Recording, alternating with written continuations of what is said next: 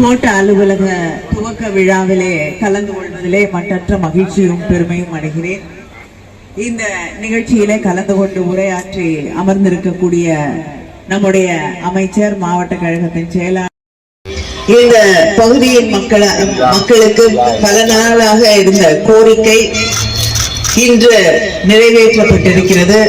நெடுஞ்சாலை துறை நம்முடைய மாவட்டத்திலே 2 பகுதிகளாக பிரிக்கப்பட்டு, ஏனென்றால் இங்கே ஆற்ற வேண்டிய பணிகள் நிறைய இருக்கிறது, அதற்கான தேவையும் இருக்கிறது. சாலைகள் நிறைய இருந்து அது பராமரிக்கப்பட வேண்டிய அந்த நிலையால் கோட்டம் 2ஆக பிரிக்கப்பட வேண்டும் என்ற கோரிக்கையை நீண்ட நாளாக நம்முடைய மக்கள் தொடர்ந்து சொல்லிக் கொண்டிருக்கக்கூடிய அந்த நேரத்திலே நம்முடைய முதலமைச்சர் அவர்களும் நெடுஞ்சாலைத்துறை அமைச்சர் அவர்களும் இதை நமக்காக அளித்திருக்கிறார்கள். இந்த நிகழ்ச்சியின் வழியாக அவர்களுக்கு என்னுடைய நன்றியை தெரிவித்துக் கொள்கிறேன்.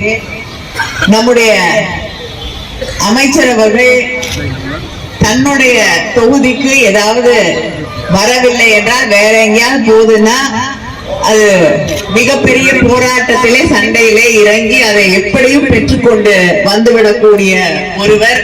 அவர் பேசும்போதே குறிப்பிட்டு சொன்னார், இது வேற இடத்துக்கு போறதா இருந்தது, ஆனால் ஒரு பெரிய போராட்டம் என்னால அந்த அளவுக்கு போராட முடியாது, ஏன்னா தூத்துக்குடிக்கு நாம் பொதுவாக செயல்பட வேண்டும். ஆனால் இது இந்த பகுதிக்கு வந்தே ஆக வேண்டும் என்று ஒரு மிகப்பெரிய சண்டை போட்டு அதை பெற்றுக்கொண்டு வந்திருக்கக்கூடிய நம்முடைய அமைச்சர் அவர்களுக்கும் என்னுடைய வாழ்த்துக்களை நான் தெரிவித்துக் கொள்கிறேன். இந்த